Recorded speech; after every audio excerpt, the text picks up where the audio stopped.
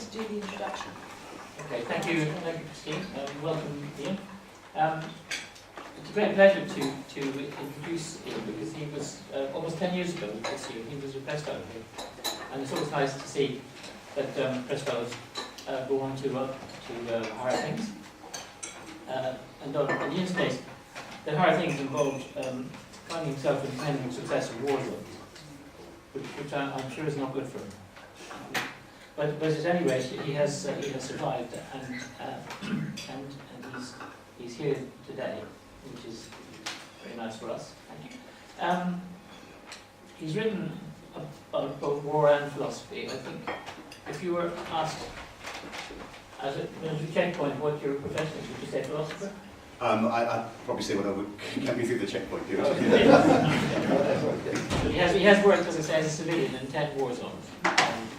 And he has written a popular series in Military History Monthly magazine on thinkers at war, in which he tracks, and I think what he hopes to do is to track the lives and thinking of 6 of these frontline thinkers, as it were. His most recent book is intriguing. Its title is How to Make Good Decisions and Be Right All the Time. And I thought, that's not going to go down too well among my colleagues at Cambridge, because most of them are right all the time. So I checked it up on Amazon, and when you search for it in King on Amazon, he comes up. This book comes up first. But what was interesting was what comes up after that. Amazon thought that anybody interested in King would be interested in Game of Thrones season 3. Purcell's Arthur, obviously, and then Kings 1 and 2 from the New International Bible Commentary series, and then finally Gabriel and Me, which is a film, DVD film, 2001 film. And the only reason I could think of for that being connected with Iain King was because one of the actors was called Ian, which only goes to show you that machine intelligence has its limitations, and why, in the long run, the human version is the best, which is why it's very nice to have him here. So thank you. Well, Thank you very much. That's great. Thank you.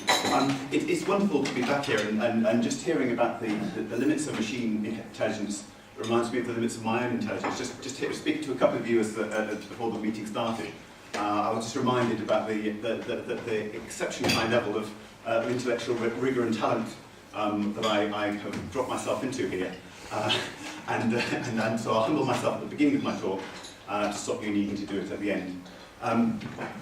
So, the War Philosophers. The background to this talk is my column in this little outfit, which is available at W.H. Smith's here in central Cambridge. I checked on my way over. Comes out every month. And the editor challenged me to write biographies about philosophers who are now famous, about their lives before they were famous, and about how war may have impacted on their philosophy, and that philosophy affected the world in which we live today. There's a strong case that in the 6 individuals I'm going to show, there's a very clear link between the wars they faced and our life today through that individual. And there's also a clear pattern connecting the 6 of them, which I'll come on with at the end. So I want to start by taking you back to ancient Greece, to the Peloponnesian Wars, which looked at now might look like something like a little bit of a civil war within a small southern southeast European country.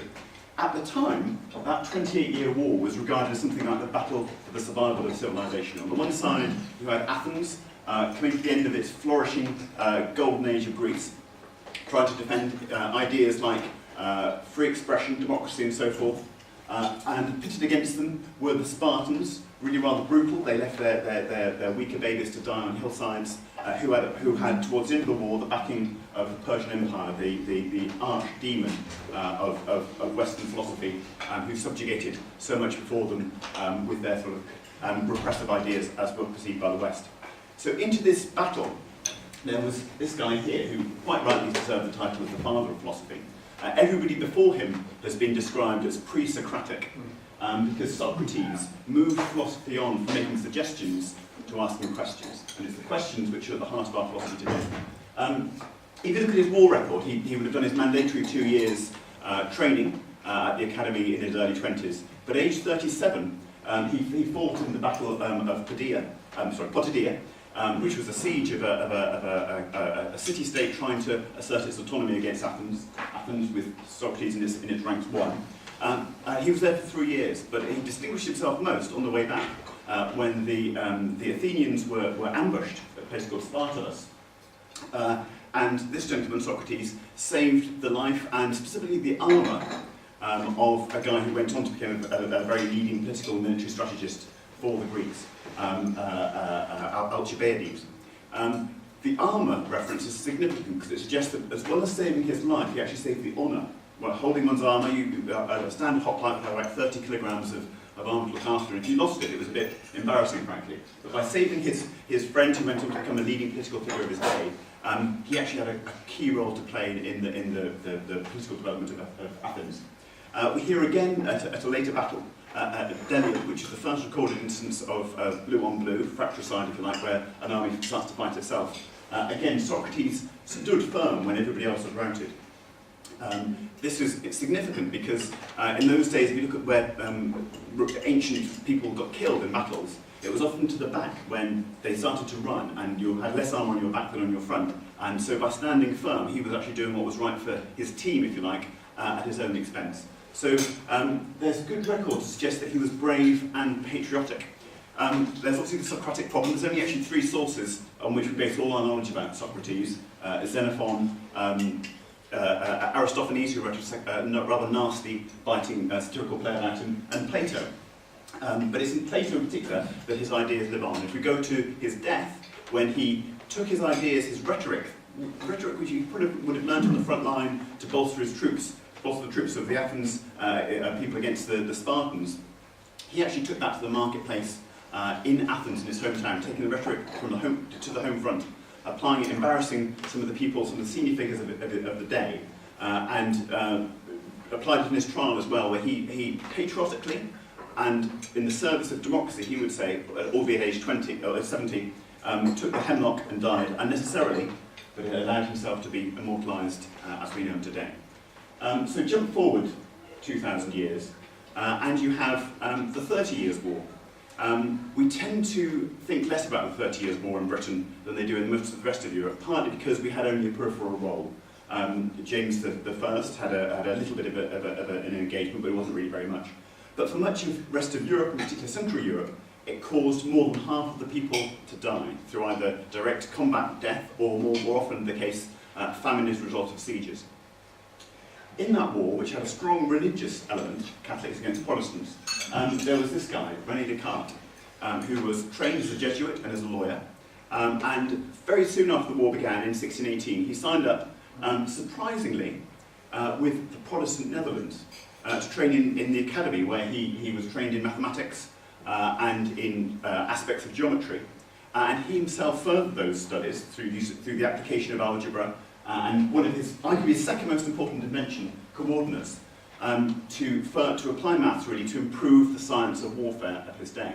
He lost faith with the so-called United Provinces of the Netherlands when he decided they weren't united and were squabbling amongst themselves, and then took office with the King of Bavaria, Catholic, moving from Protestant to Catholic, and he crops up in various peculiar places throughout the history of the warfare of that period. He was an official observer at the Battle of the White Mountain outside Prague, and it was actually in that very same area that it was terribly cold weather one November night, and he slept in a bread oven where he had his fantastic visions about I think, therefore I am. Now, if you look through the later history of Descartes, there's actually strong circumstantial evidence that he may have been a spy. This is because, first of all, his war record, what he did for those 3 years when he's fully signed up in the military, cropping up in these unusual places. He snuck into the coronation of the Holy Roman Emperor, Frederick II, uninvited apparently, a bit sneaky that. You can imagine a modern day person doing it with a DJ. Later he survived in the Netherlands on an unclear source of income. He had a good cover story that he was funded by bonds from a family inheritance. And he spent his time moving around a suspiciously large amount as well. He also spent his time working in amongst a Protestant area as a very committed Catholic. And if you look at his ideas, some of his ideas almost are a secret joke about him being a spy. So first of all, I think therefore I am is an idea to dispel mystery from things, and he was himself a man of mystery. If you look at Cartesian dualism, the idea that there's a separate realm between the mental world and the physical world, well, here's a man with a double life.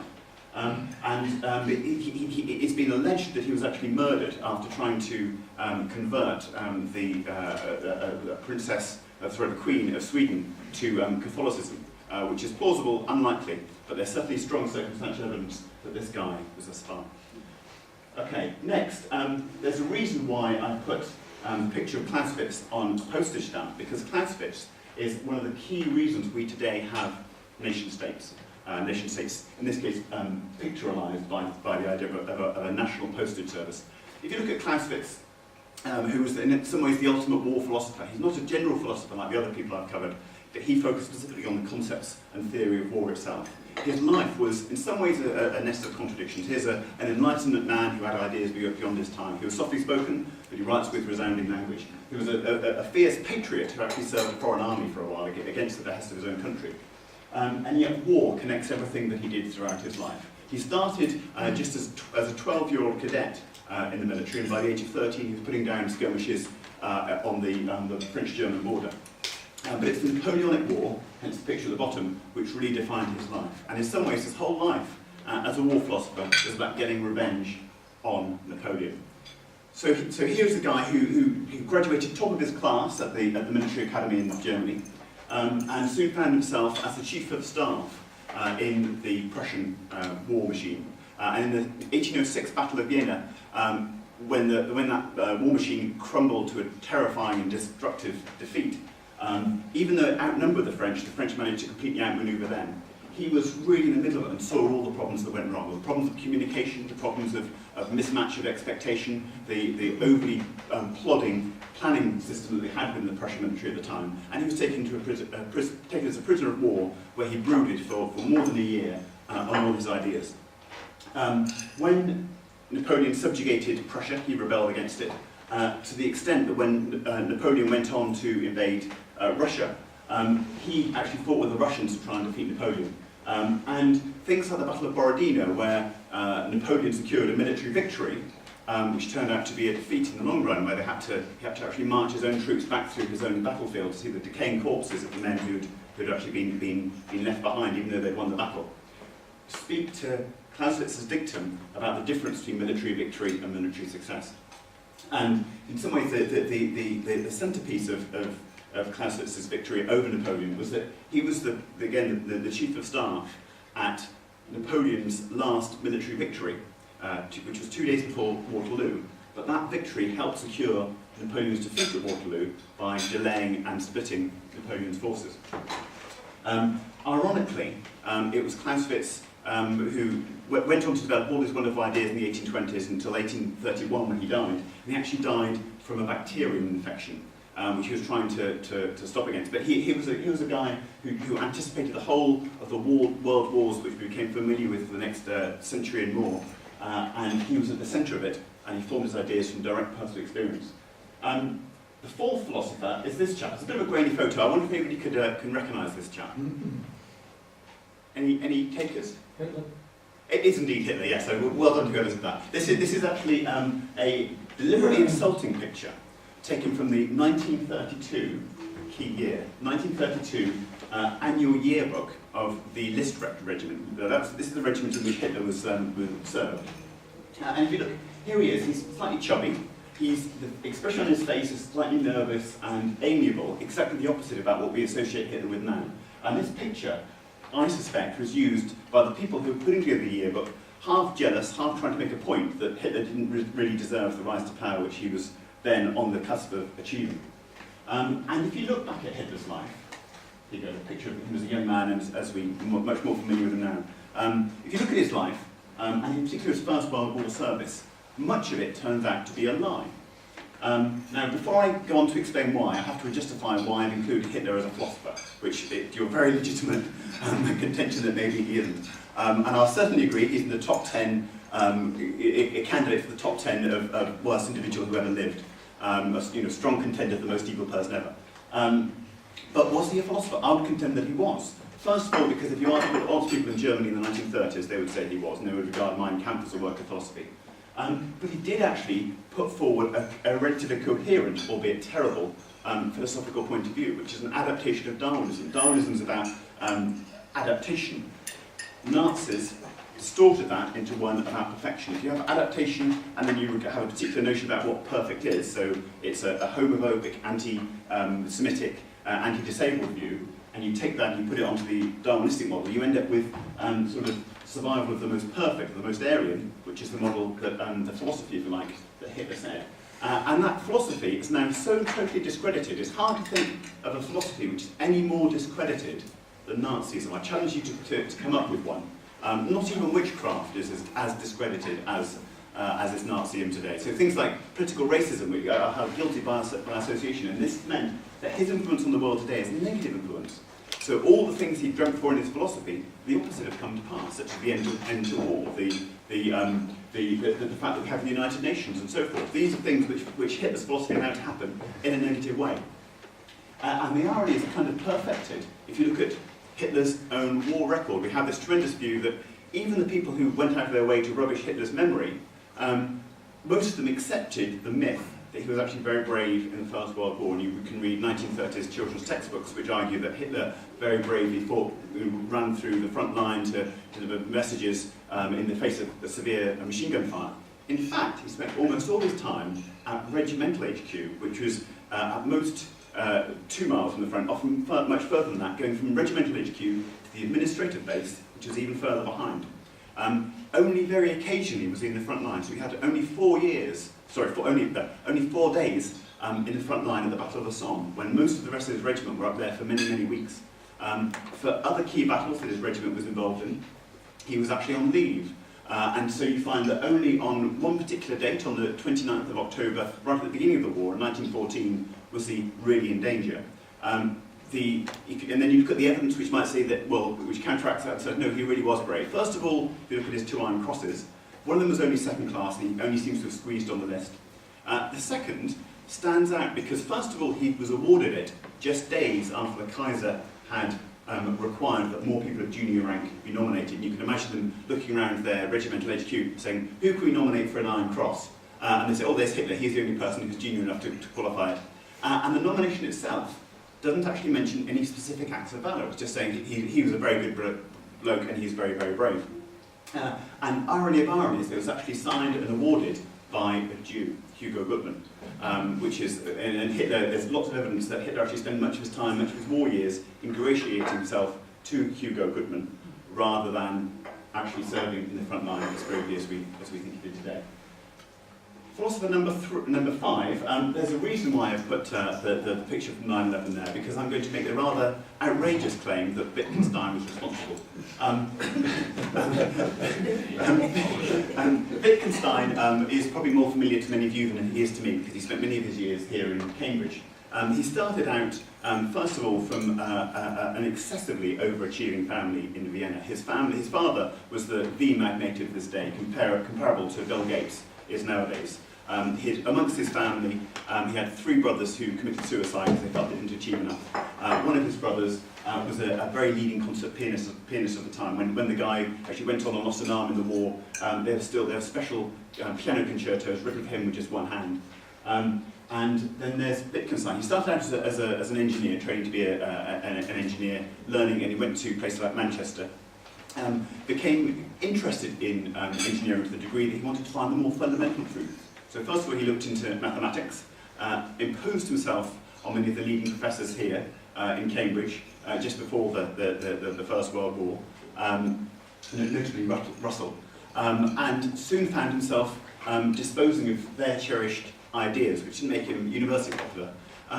When the war broke out in 1914, unlike Hitler, who, by the way, had been a draft dodger,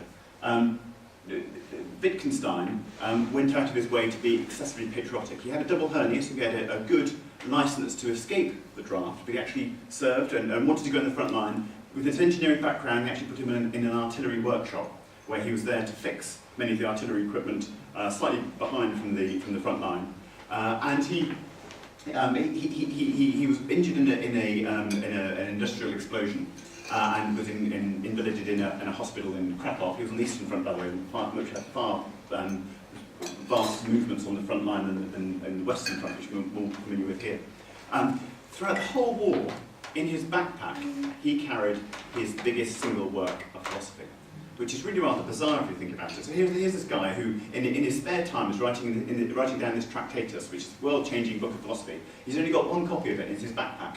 If he got killed or lost or waterlogged, whatever, the whole of one of the key texts of Western philosophy would have been lost. Anyway, so for the first 2 years, he's more or less behind the lines, trying to get to the front line. Strong evidence that he really tried. He was awarded bravery even though he was behind the lines. And the first 2 years of his writing is rather dry, abstract, logical. The second 2 years, from 1916 to 1918, it becomes much richer, much more personal, much more emotive. And it's then when he comes up with ideas saying how some ethical statements cannot be expressed through words, only through deeds.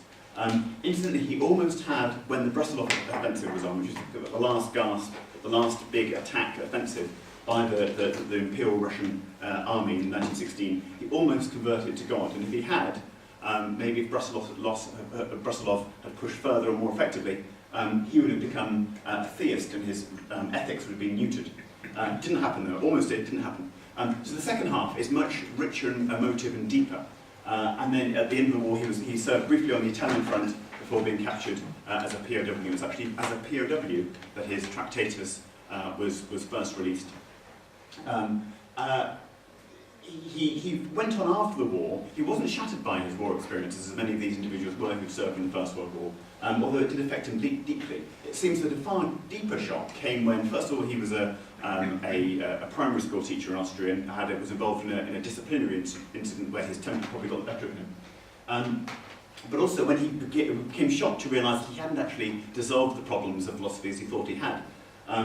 He then went on to have several more bizarre aspects in his life before his death in the 1950s, including being chair of the top chairmanship chair of philosophy here in Cambridge. The key thing about that appointment is he didn't seem to actually want it, and he was only actually given the appointment as a way of getting British citizenship to avoid the problems associated with the Anschluss, which had just happened from his former classmate Adolf Hitler. So why do I mischievously blame him for 9/11? Well, first of all, accept it's entirely mischievous. I'm sure probably zero of the 9/11 hijackers had ever heard of him. But if you look at what Wittgenstein's philosophy is about and what he did, and also about his war service as a soldier, first of all, he's clearly audacious. Secondly, he was about a fundamental attack on Western civilization, both its material, but also its ideas. And some of his ideas about how ethics is useless. Wittgenstein notably didn't believe in free will. If you don't have free will, the whole idea of ethics kind of dissolves away. You could liken him to, if you like, a rock star who makes music by destroying his instruments. Wittgenstein advised his philosopher pupils not to become philosophers because he regarded the whole thing as slightly useless. He set back ethics by many, many generations. And the idea that you can only show certain ethical deeds rather than express them through words and limits of our language is one explanation of why hijackers, rather than setting up the equivalent of an NGO or other things they could have done to make their case, flew planes into the Twin Towers. I can say I've not convinced you on that one. Okay. The final philosopher is from the Second World War, John Rawls, an Ivy League academic, soft-spoken but nonetheless very, very powerful. And in some ways, he is what you might expect a philosopher to be nowadays, certainly a 20th century philosopher. Bill Clinton, credited him with single-handedly rescuing the subject after Wittgenstein's attack.